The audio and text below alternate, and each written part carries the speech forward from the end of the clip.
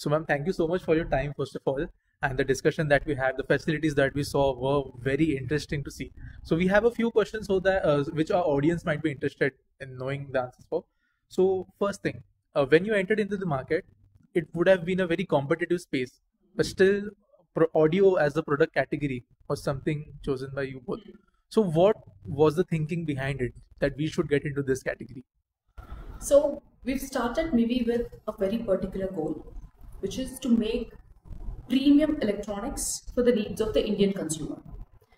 We've realized there is a wide gap in the market, though the market feels competitive. At that point of time, there was a wide gap where if you wanted to buy any genuine quality audio electronics or consumer electronics for that matter, there were two choices you had. One is you could go and purchase international brands, but they were selling the same product at twice or thrice the cost they would generally sell in the Western markets. The other one is, imported goods, which didn't have genuine components, which would eventually damage your phone, your ears, and none of these brands were made for India. As Indians, we have very particular tastes, we have our own preferences, we have our own environment. But what was being done for the West was being white labeled and sold to Indians on different brand names. So we saw a wide gap saying that why don't we have products for our own, country people, and why are they not affordable? So we started with that vision, and it still continues to work for the same. So, ma'am, my second question would be: right now, this journey is, I believe, at a very accelerating part of its what you could say the entire journey would be, right? So where do you see the end goal, or where do you see at least a goal in upcoming years for this company, and where you want to see it stand in context to the Indian market and the global market as a whole? The vision, which is, we look at it as a 2 decades vision, is that we want to be the technology company from India. There is not a single technology company in the hardware consumer electronics space where product is designed, developed and manufactured, and we as a country are giving the world groundbreaking tech. That is where we see Mivi landing up at, and being the country that being the company that the country can proudly say Mivi apna hai. Great. So, ma'am, another question, the third question that would be, it would be related to the first question. As we said, it was a very competitive market to enter to begin with. So what was the marketing strategy or brand strategy at that time, which you were able to execute and you were able to crack that thing? Was it something special? Was it something traditional methods you used? Can you please say it in a few words? The advantage for Mivi has been, when it started, e-commerce was just booming. So it gave us that opportunity to go and make a brand on e-commerce. However, we as a company that day and today believe in product being first, product being at the core.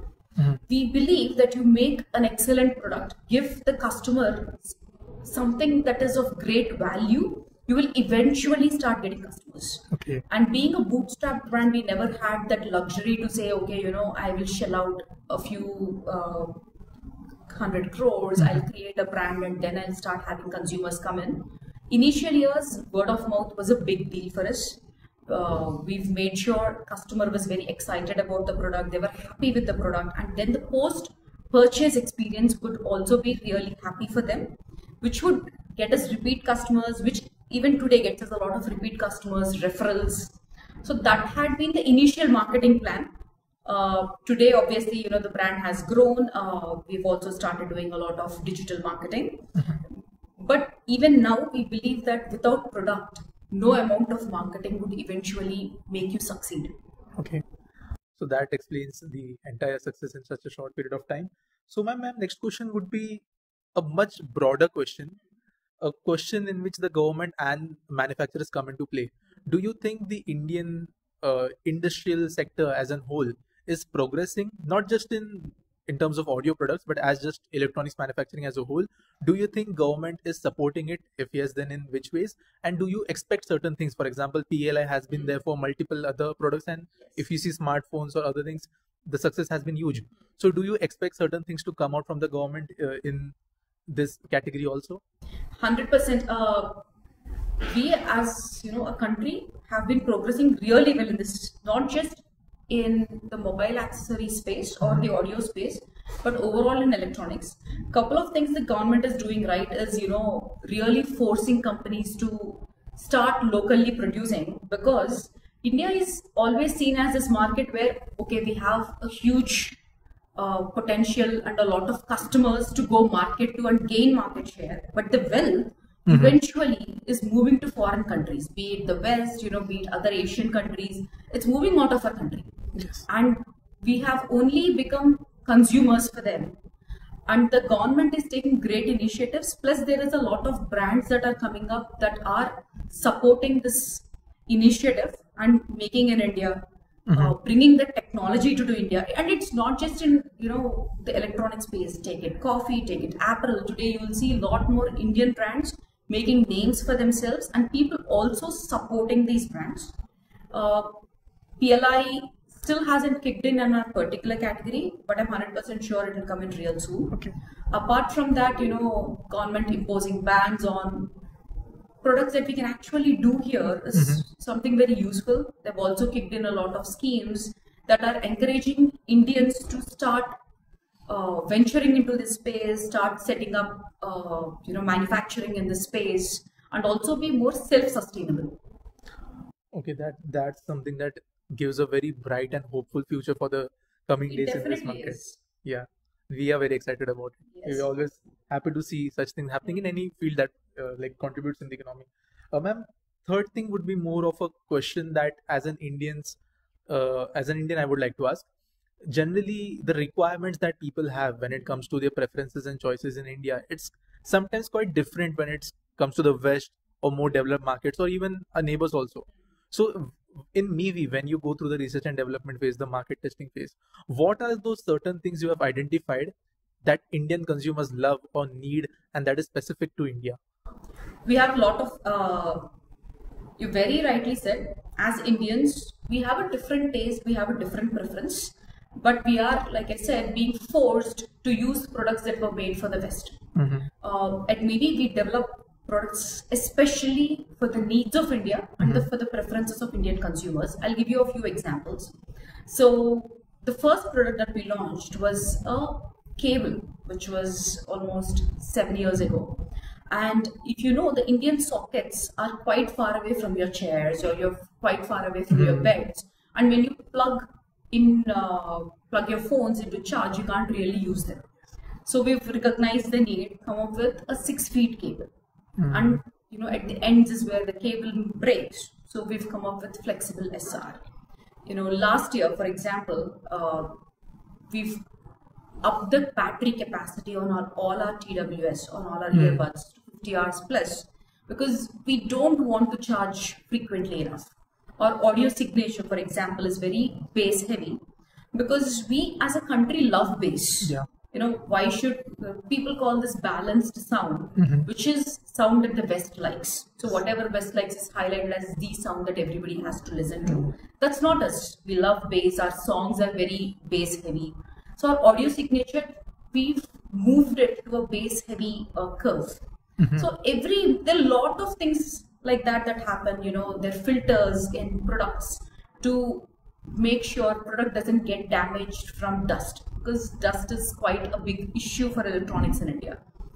So a lot of internals and externals we work with to make sure the products sustain and are durable, while also giving a great experience to the consumer.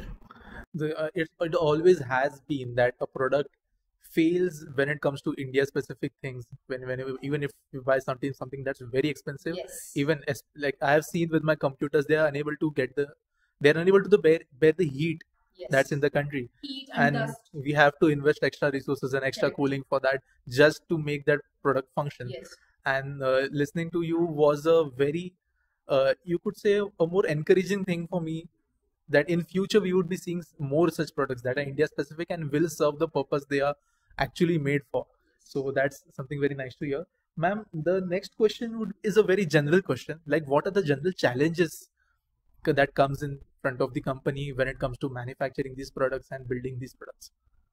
The biggest challenge we had was, maybe being the first and the only company to develop, design, and manufacture products in India.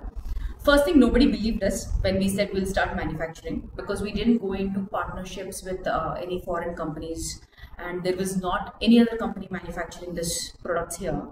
So it was a big challenge in itself to find engineers that are willing to go through this journey of figuring out how to make these products, how to develop these products, how to design these products. What we did was we didn't start manufacturing on day one. It took us a good 4.5 years.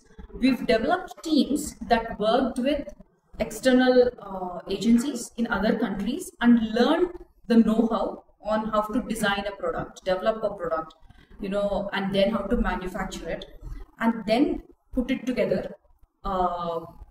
We've started as a company in 2016, but 2020 December was when we could actually start manufacturing in India. So it's a long journey, but it is an exciting one. Has been great. Today we have 1,500 people that are employed, and maybe all of them graduates. And we take a lot of pride to say, yes, everything that Mivi has is designed, developed, and manufactured here. So that is again very much great to hear. The last question from my side, semiconductors, right from the shortage that began during the lockdown till the different policies and the money that came in from the government and all other countries competing and trying to get out of the very restricted supply chain that is right now.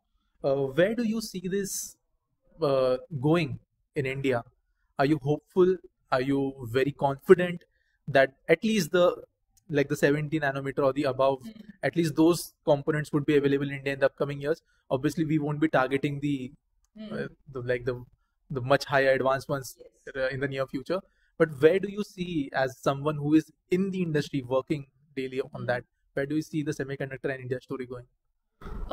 It's more of hope at this point for us also. What we believe in is, if you have the intent, it's always feasible, because there is nothing lacking in India that you will say, okay, we can't make this. We are a country that has a great aeronautical industry. We are making a lot of things which are much harder or equally harder as when compared to making a semiconductor. So it's not that we can't make it, it's intent, but also the semiconductor is one industry that requires huge investments. So, there are only a few players at this point of time that will be able to help or make this happen. But it should not be a question of will we make it? It should be a question of, yes, we should make it. Like, how do we make it? If you just start thinking on those lines of, no, yes, it's a great opportunity for the country. It's a great opportunity to showcase what India is capable of. And we have that talent, we have that resources, we have 1.4 billion people, and we have people that are leading some of the biggest and largest corporations in the world. So talent is aplenty in India, wealth is aplenty in India, resources are aplenty in India, so is government support. It's more of that initiation which we see some companies already taking. So I'm pretty confident that in the next few years we will see a semiconductor industry booming in India. That was again great to listen, and thank you so much, ma'am, for giving us time.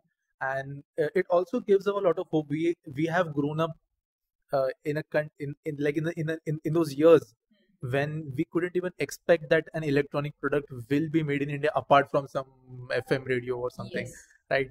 But now even some larger products like televisions and phones and these audio products that we use on a daily basis, these are coming out of Indian companies. And today we saw those those being made. So that was a very happy moment for us, just as Indians and someone who is a consumer of technology on a large scale. So thank you so much, ma'am. Again, it's a pleasure being on the interview. Thank you so much for coming by. Yes, thank you so much. We hope you have a great tour of Mivi and also show the consumers what is happening in the audio space in our country and what is India capable of doing. Yes, surely. Do you have any questions? No, much of it is covered. Thank you so